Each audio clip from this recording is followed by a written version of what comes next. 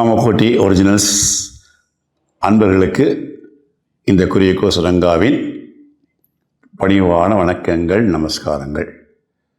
இன்றைக்கி நம்ம எடுக்க போகிற டாபிக் பெத்தச்ச దేవుడు వచ్చున్నారు. வித்தியாசமாக இருக்குல்ல டாப்பிக்கு.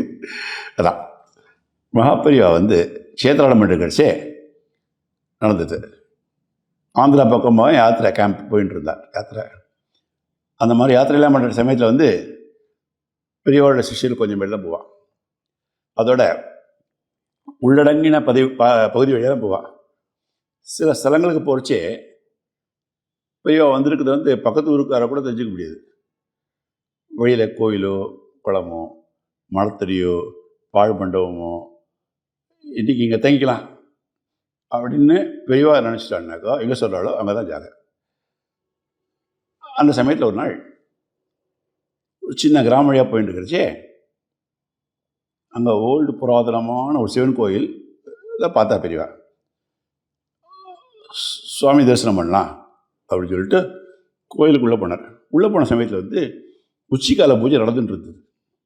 அன்றைக்கி அந்த அர்ச்சகருக்கு இருந்த என்ன அவசரமோ தெரில, மகாபெரிவாளை அவசரமாக வரவேற்றுட்டு உச்சிக்கால பூஜையை ஏதோ ஒரு வழியாக பண்ணிட்டு இருந்தார். என்ன சுவாமி தரிசனம் முடிஞ்சு நான் பெரியவா பிரகாரத்தெலாம் அப்படி சுற்றி பார்க்கலாம் அப்படிங்கிற சுற்றி வர ஆரம்பித்தார். அங்கேருந்து மண்டபத்தை பார்த்தோம். இங்கே கொஞ்சம் நாள் தங்கி சமப்பரிகாரம் பண்ணிக்கலாம் அப்படின்னு தோணித்து அப்படின்னு சொல்லி பெருமாச்சாரியா ஒரு ஓரமாக ஒரு மூலையில் போய் படுத்துட்டு சட்டுன்னு படுத்துட்டார். பெரியவாளே பள்ளி விட்டுட்டாருன்னா அப்புறம் சிஷியர்களாக கேட்கப்பாள். அவள் அந்த பக்கம் ஆப்போசிட் டைரக்ஷனில் ஒரு மூலையில் போய் படுத்து விட்டாள். அந்த நேரத்தில் சுவாமி சன்னதியில் உச்சிக்கால பூஜையெல்லாம் முடிச்சிருந்த அர்ச்சகர் வந்திருந்த பக்தர்களெல்லாம் விபூதி குங்குமம்லாம் கொடுத்து முடித்தார். ஏற்கனவே ரொம்ப அவசரத்தில் இருந்தவர் பெரியவா வந்ததில் மறந்து போயிட்டார். இல்லை ஆச்சரிய பொறுப்படி பேர் போல இருக்கு அப்படின்னு நினச்சிட்டார் போல இருக்கு. நேராக சன்னதியை சாத்திட்டு கோயிலையும் பூட்டிட்டு கிளம்பி போயிட்டார். இப்போ இவாளை கோயிலுக்குள்ளே சாமி தரிசனம் பண்ணார் இல்லையா, அங்கேருந்து வாழ்ந்த சில பேர் பரமாச்சாரியா வந்திருக்கிற விஷயத்துக்கு பெத்தச்சே దేవుడు వచ్చున్నారు அப்படின்னு சொல்லி, அதாவது மகாபரிவாங்கிற தெய்வம் வந்திருக்காருன்னு அர்த்தம். அதுக்கு வெளியில் போய் சொன்னதில் விஷயம் வேகமாக பரவிடுத்து. விறுவிறுன்னு கிராமம், பக்கத்து கிராமம், அக்கம் பக்கத்து எல்லா கிராமத்துலேயும் பரவிடுத்து. நிறைய எல்லோரும் பார்க்கணும் பெரியவாளாக இருக்கிறதுக்காக கோயிலுக்கு வர ஆரம்பிச்சிட்டா. என்ன குழந்தைகள் குட்டிகள் அது இது என்ன பரவர பயங்கர வெயில் 2 செட்டு எல்லாத்தையும் தோல் தூக்கிட்டு அவாவால் முடிஞ்ச காணிக்கைலாம் எடுத்துட்டு அவசர அவசரமாக கோயிலுக்கு வந்தா. கோயில் வாசல் அப்படி அதிர்ந்து போயிட்டா. காரணம் கோயில் பூட்டிருக்கு, வெளியில் பூட்டு தூக்கிட்டு இருக்கு பெருசாக. அடடா தேவோட தரிசனம் வந்தால் வரத்துக்குள்ளே போயிட்டார் போல இருக்குது, ரொம்ப வருத்தம் ஆளுக்கு. அதான் பரவாயில்ல, இந்த குளத்துருவியில் எந்த பக்கம் போயிருப்பார் ஆளுக்கால ரொம்ப வருத்தப்பட்டு இருந்தா. சில பேர் கொஞ்சம் டிசப்பாயின்மெண்ட்டோடு திரும்பி போக ஆரம்பிச்சா. என்ன அந்த சமயத்தில் நடந்தது ஒரு விஷயம்.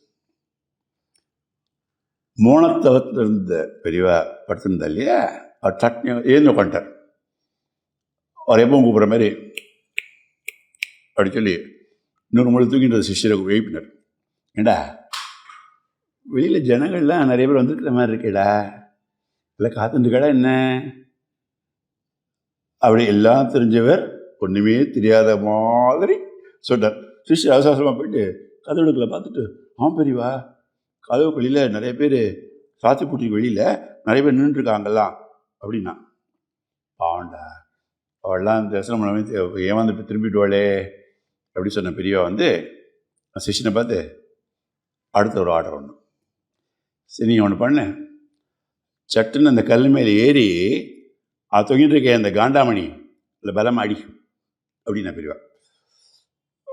அந்த ஆர்டர் வந்தாச்சு. அப்புறம் என்ன நிறைவேற்ற வேண்டி தானே. அந்த பையன் எழுந்துட்டு போய் அந்த பெரிய மணியை வச்சு டங்குன்னு அடித்தான். திரும்பி போனவெல்லாம் அப்படியே அதிர்ச்சி நின்றுட்டா. திருப்பி கோயில் பக்கம் ஆரம்பிச்சுட்டா. கோயில் பக்கத்தில் இருந்த காவலன் மணி சத்தம் கேட்ட உடனே விறுவிறு ஓடி வந்துட்டான். கோயிலுக்குள்ளே உள்ளேருந்து ஒளி சத்தம் வருதுன்னா யாரோ இருக்கா தவிர்த்து இன்னொரு மாத்து சாவி வச்சுட்டு கதவை திறந்துட்டான். அப்புறம் என்ன, பாமர ஜனங்கள் எல்லாம் வந்து சந்தோஷமாக தங்களோட பெத்தாச்சிய தேவடுவா வந்து தரிசனம் பண்ணிட்டு பரமாச்சாரிய தரிசனம் பண்ணி நமஸ்காரம் பண்ணி ஆசீர்வாதம் வாங்கிட்டா. எல்லாரும் மணியை அடித்து ஆராதனை பண்ண வேண்டிய தெய்வத்துக்கு ஈக்குவலான பெரியவா கோவில் மணி அடித்து நம்மளெல்லாம் வரவழைச்சு தரிசனம் கொடுத்தது வந்து எல்லாரும் சொல்லி சொல்லி பாஞ்சு போயிட்டா. ரொம்ப சந்தோஷப்பட்டா வந்தவாடலாம். இது வந்து பரமாச்சாரியோட வந்து கோயிலுக்குள்ளே தான் இருந்தா. ஆனால் ஆச்சாரியர்களுக்கு மட்டும் அவ்வளோ ஜனங்கள் தரிசனம் பண்ண வந்திருக்கா அப்படிங்கிற மாதிரி எப்படி தெரிஞ்சது? திரும்பி போக நினச்சவாளை கூப்பிட்டு மணி அடித்து கூப்பிடணும்னு எப்படி தோணுச்சு? எல்லாம் அந்த பரமேஸ்வரனுக்கு தான் தெரியும். மகாபரிவாசர்